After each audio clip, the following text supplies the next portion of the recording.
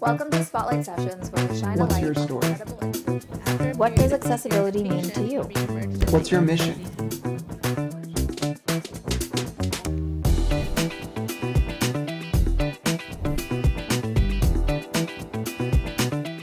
Welcome all to accessiBe's Spotlight Sessions, where we shine a light on incredible individuals and organizations and the work that they do. I'm your host, Josh Basil. I'm a C4-5 quadriplegic, paralyzed below my shoulders, and a power wheelchair user. I'm the Community Relations Manager at accessiBe and a passionate disability rights advocate and trial attorney, focused on breaking down barriers to access and inclusion for people with disabilities. Today on accessiBe Spotlight Sessions, we're joined by Claude Foster, the Director of Program Operations at OPARC. Welcome, Claude. Hi, good morning, Joshua. Thanks for having me on the show. I'm excited for you to be here today, and let's just jump right in here. Tell us a little bit more about yourself. Yeah, sure. So again, my name is Claude Foster. I'm the Director of Program Operations here at OPARC. We're located in Montclair, California. I've been in the human services field for probably about 15 years now. I started out as a part-time worker. I was a supervisor at UPS, and I was looking to get a second job. And I don't know, I was kind of just desiring something a little bit different than kind of the everyday labor type work. So I found this ad at the local community college that somebody needed an artist and personal assistant. I'm like, wow, that's kind of unique because I love arts. I'm an artsy kind of person, and I was just kind of having this passion to want to be supportive to people. It's something I did as a supervisor, and I thought, hey, I really enjoy doing that. This is a perfect match. So as it turned out, the person who put out the ad was a lady who had quadriplegia. And she was the director of arts and services for the disabled program at Long Beach. And I was like, wow, this is so unique.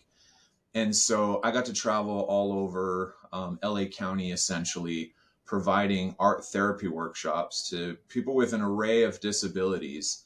And it was just the most eye-opening experience for me. It really changed my life. Yeah. Sounds like a lot of fun. Yeah. And so, kind of long story short is I started doing this, and I started becoming really inspired by being supportive to others and seeing that there's so many people out there that are looking for meaningful engagement, but just need a little bit of support to do it. And it kind of pushed me to say, hey, I think I'm going to go all into this. And so she's since passed on, and I started taking on other jobs as kind of mentoring youth. And like with a lot of things in our world, especially in California, funding becomes a big challenge. And so funding was going to run out for the job I had. And I found myself in a position like, okay, I had already left my job at UPS. What am I going to do now? So I was scrambling, and it's kind of how I landed at OPARC. And I actually started here at OPARC as an entry level kind of first front of the line person called a job coach, where I was providing on-the-job supports to a small group of adults with intellectual and developmental disabilities. And so that's where your start was. And now tell us more about your current role as the Director of Program Operations, and really tell us more about OPARC and the great work that you're doing. Yeah, absolutely. So quick backstory, OPARC started in about 1950. And it was started by a group of mothers in the local area who had young kids with significant disabilities, and they were just unhappy and unsatisfied with the types of supports available to them. And so they kind of banded together and became advocates, and were really pushing the assistance and the support needed throughout the school years. Well, naturally, those parents, their children grew up. So then it was like, hey, we've got things to think about for these folks that are transitioning into adulthood, and they want to work or they want to do these other type of things. And so OPARC, has naturally progressed into something where we're primarily working with adults with intellectual and developmental disabilities. However, particularly in the employment world, we can work with adults with all kinds of disabilities that may have some type of an impact to their ability to get or keep employment. OPARC as an organization, though, provides both social and vocational supports and training opportunities for folks. So we do that through various types of program models. We have our adult development centers where essentially folks are choosing, maybe work isn't my priority, but I do want to have some meaningful engagement in my life. I want to be able to participate in my community and have some choice in what I do throughout my day. We also have our summit services. They operate very much similar to our adult development centers. However, we're working with somebody who typically has a dual diagnosis that requires some level of behavioral support. And then within our business services, that's kind of all things employment or transition to employment. And so we provide various types of supports, such as job development and pre-employment training. We have what are called supported employment groups, where essentially we work as independent contractors and we create the work opportunity. And it allows for a small group of folks who just have a higher need for support to have a job coach with them the entire time that they're working and making money. And then we have, go ahead, sorry. Well, it's, everything you're saying is just you're along their journey, and you're providing the supports they need to get the training and skills to gain that confidence, and then once they have the job, you also help them kind of make sure it's not all about the pursuit of employment, but also the maintaining of employment. Yeah, that's 100% it. It's that kind of that retention piece is don't just get the job, keep the job, Yeah, that's half the battle is getting the job. Yeah, 100%. Half is keeping it and thriving with it and knowing how to kind of navigate there. I do this a lot with families as well, because it's so much of sometimes having a significant disability is you're tied to certain benefits programs, and navigating those programs can be kind of complicated. But if you don't have to do it alone, it becomes that much easier for the family. And it's there's so many levels of supports and benefits planning, but then once you unleash a group of people or even individuals within the workforce, you're transforming that narrative. And I love that you guys are doing that, across California or the Southern California. Yeah, Southern California mostly, for sure. That's awesome. And is there a favorite kind of accomplishment or story? Sorry about that. No worries. Is there a favorite accomplishment or story within the families that you've helped that have just kind of jumped out at you and that you'd love to share with us? We work with a lot of folks, so there's tons of stories. There's lots of great successes. For me personally, there's some that stand out. One in particular is, when we see people have kind of a certain kind of growth that either wasn't expected or that they didn't even think that they were going to be able to, move into. And so we have what's called a work activity program, which is typically, in the old school language, it's called a sheltered workshop. And so we have folks that work in this program that, might choose to want to be in that type of work environment, or maybe they've just not been exposed to new and different environments, or maybe they're just scared of new and different environments. And so we had a young man, that was working in the workshop, and he just seemed to just want to hang out. He is so very capable of doing many, many things. But, like to hang out a lot, like to, get caught up in the drama a little bit. If he did any kind of maybe subbing in a different type of work environment, it was always short term, and he was like, I don't want to do it. So, I developed some good rapport with him, and we created this club in our workshop called the Reliables Club. And it was to try to inspire people to take that risk and try a new employment, opportunity. And it was the Reliables Club because we were trying to share with them, hey, we rely on you guys to make sure, that our customers can be satisfied, but that you guys can also drive your own growth. And so something about the Reliables Club just seemed to inspire him.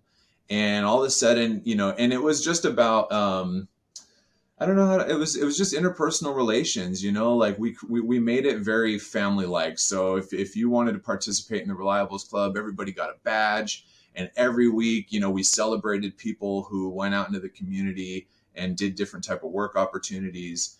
And we had a lot of fun with it as well. So we would do drawings and raffles where, all the folks that were in the club, we'd do a raffle and you spin the wheel and you might get a chance to throw a pie in my face or, get some kind of swag or some kind of prize. So we just had a lot of fun with it.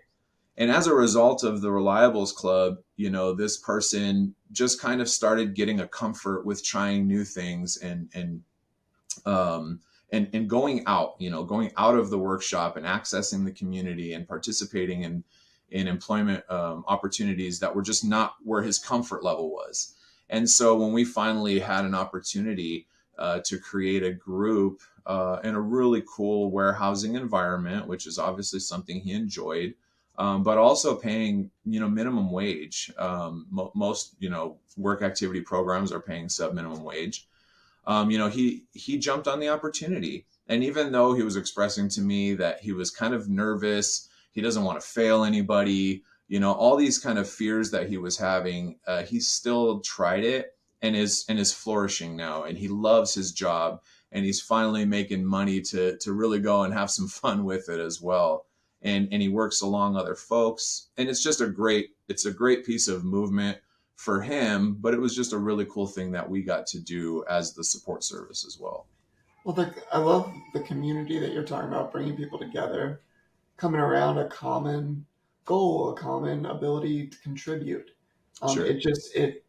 When you're doing life alone and you're on your own, it can be lonely, it can be scary, and doing it together as a group, as a community, it becomes that much easier. And yeah, I'd love if you could share what are some of the things a lot of people with the intellectual disability or developmental disability community, for employers, the benefits of hiring, these great, incredible, unemployed or underemployed population that are hungry for work, that want to be a part of your journey. What could you say about the talent pool, and what could you say to the employees? Certainly. Employers?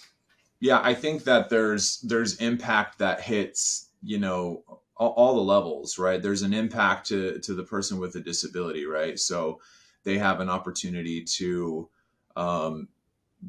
make money, to choose to participate in a job like the rest of us do, right? They just have the opportunity to do what everybody else does.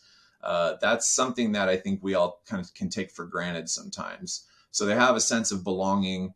They have an increased sense of pride, and they're getting the opportunity to develop relationships as well, as you had mentioned. Like sometimes, people who have disabilities can sometimes be very easily marginalized and feel isolated or only limited to that type of population, right? So just the ability to be integrated in typical environments, right? There's this level of financial and personal independence that people gain from being employed, right? So that's something that an employer or a business gets to do for people. For the business themselves, you've got, especially in this day and age, right? And there's lots of colorful conversations to be had about this that I definitely don't want to have. But in this day and age, it's hard sometimes to find an excited and eager person who wants to come and work and create a fulfilling day at that job site. And the folks that we're working with are just so hungry to be able to earn a paycheck. So you're going to have an employee who's dedicated to wanting to do the work that you have for them, who has a desire to do a good job at it. And we have different abilities, all of us. And so we get to kind of pull out everybody's kind of superpower, depending on if we can find the best job match for somebody, because that's really what it's all about. It doesn't have anything to do with disability. It's, what are the things that I'm good at and where can I find some satisfaction? And if we can line those up, you don't have to be the best at 27 things, That's where the magic happens. Exactly. I wanted to end on asking you, what does accessibility mean to you? Yeah, that's a great question. I know there's an ADA definition and stuff, but for me, I kind of nerd out on just thinking philosophically about that. And for me, it's about that first consideration. Accessibility for me is consideration for the population that we're supporting. So programs like OPARC, who provide various types of supports to people with disabilities, we're asking the community, hey, consider us. And the people that we support, they're asking the same thing. Hey, consider me when you're building a house or a business. Consider me if you have employment needs. Consider me to be a part of the same community that you're in. So for me, accessibility is all about consideration. And I think that consideration comes down to inclusion. Yeah. Considering through inclusion, and I love that. But Claude, thank you so much for being our guest today on accessiBe's Spotlight Sessions and for sharing your time, your words, and just thank you for being here. Yeah, thank you, Joshua. I really appreciate the invite. And thank you so much for all of our guests for staying to the end. Please hit that subscription button and follow us at accessiBe_community. And until next time, everyone take care.